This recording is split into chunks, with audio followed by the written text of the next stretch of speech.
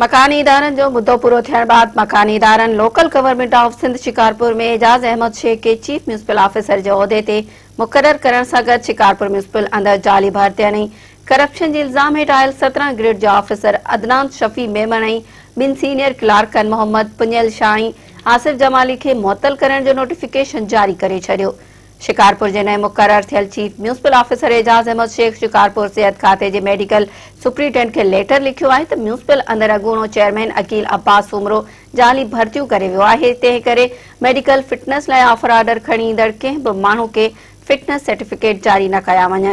राब्तो करण ते अॻूणे म्यूनिसिपल चेयरमैन अकील अब्बास उमरो ॿुधायो त मुंहिंजे मथां लॻल तमाम इल्ज़ाम बेबुनियाद आहिनि ऐं जिन में का बि सदाकत नाहे।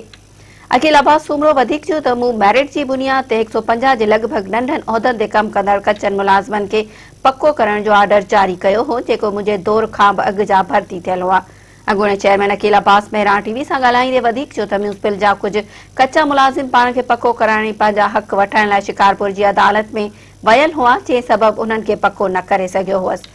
अकील अब्बास उमरो वधीक चयो त हाणे कुझु बाअसर माण्हू कोर्ट में वयल मुलाज़िमनि के मूं ख़िलाफ़ एहतजाज कराए मुंहिंजी सियासत ऐं साख खे ख़राब करण जी कोशिश करे रहिया आहिनि।